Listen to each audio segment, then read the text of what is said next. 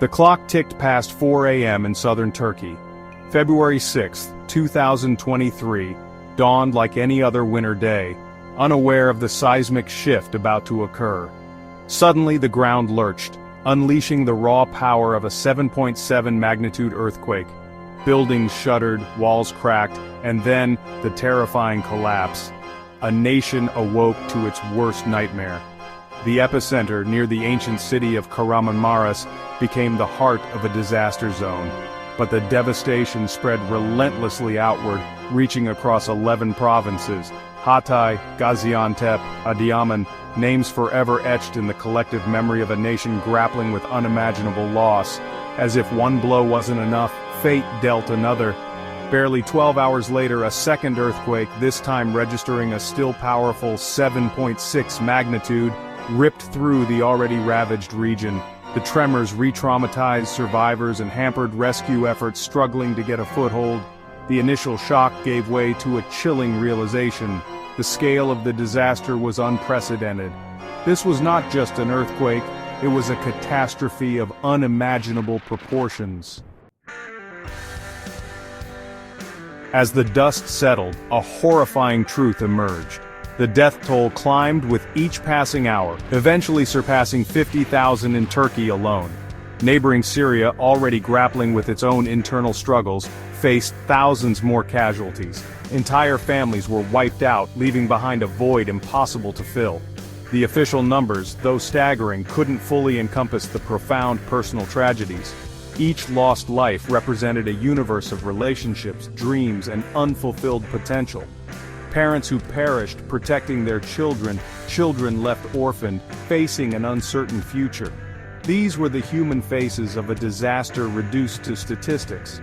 Beyond the immediate loss of life, hundreds of thousands bore the physical and emotional scars of the disaster. Hospitals overflowed with the injured, their resources stretched thin. Makeshift medical camps struggled to meet the overwhelming demand for care. The psychological toll, equally profound, would take years, if not generations, to heal. The trauma of that day, the loss of loved ones, the fear of aftershocks, these invisible wounds ran deep, leaving an indelible mark on the survivors' psyches. The Kahramanmaraş earthquakes were a stark reminder of nature's raw power, but the scale of the devastation exposed human failings as well.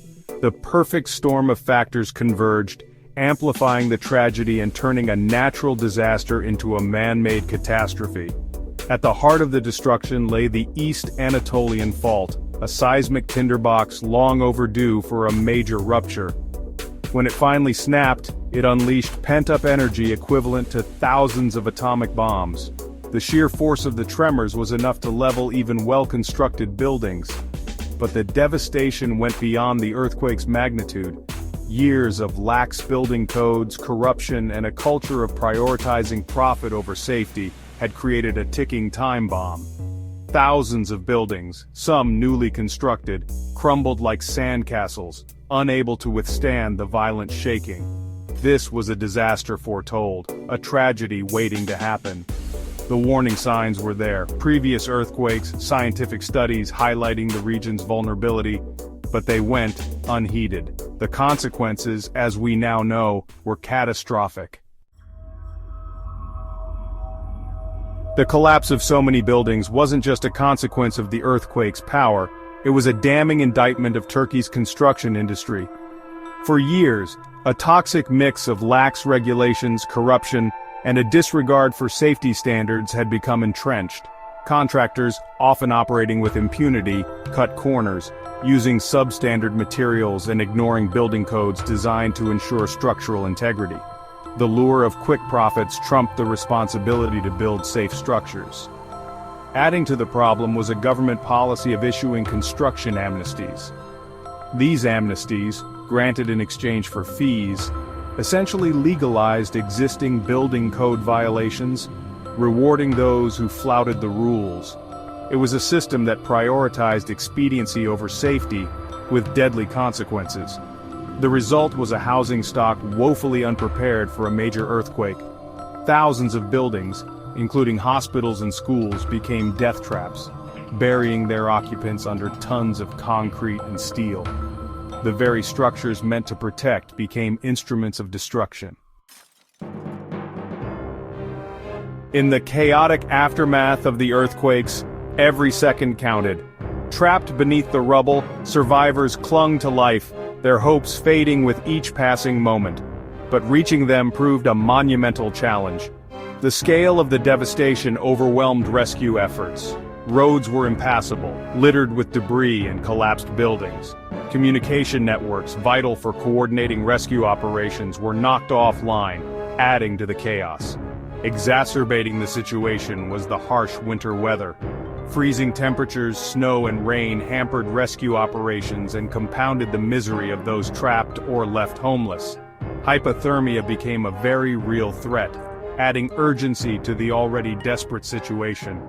Precious hours were lost as rescuers struggled to reach some of the hardest-hit areas. By the time help arrived, for many, it was too late. The delay, a combination of logistical challenges and systemic shortcomings, added to the agonizing death toll. Section 6. Beacons of Hope and Despair.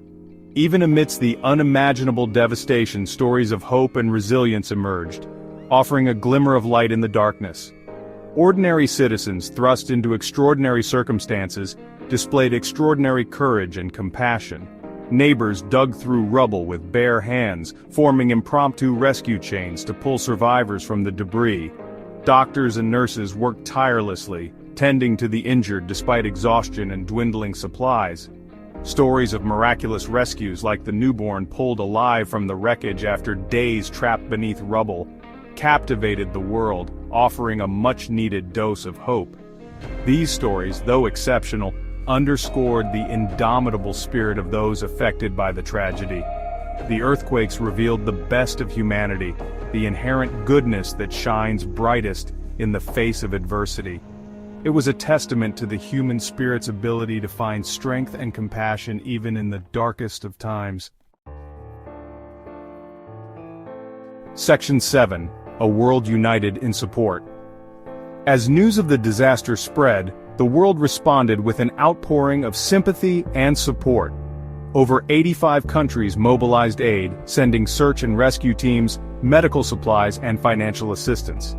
The United Nations, international organizations, and NGOs launched massive relief efforts, providing food, water, shelter, and medical care to those in need. The scale of the response, both in terms of resources and manpower, underscored the global community's shared humanity. Financial aid poured in from governments, organizations, and individuals worldwide. Celebrities used their platforms to raise awareness and funds, while ordinary citizens donated what they could, demonstrating the power of collective action. The disaster in Turkey transcended borders, uniting people from all walks of life in a shared desire to help. It was a reminder that even in a world often divided, compassion and solidarity can prevail. Section 8. Picking up the pieces. The immediate aftermath of the earthquake was just the beginning of a long and arduous journey. Rebuilding shattered lives and communities would take years, if not decades, requiring sustained effort and resources.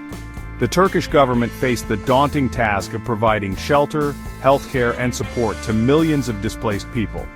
The economic cost of the disaster, estimated to be in the billions, posed a significant challenge. Reconstruction efforts, though underway, faced numerous obstacles. The sheer scale of the destruction, coupled with a shortage of skilled labor and building materials, slowed down progress.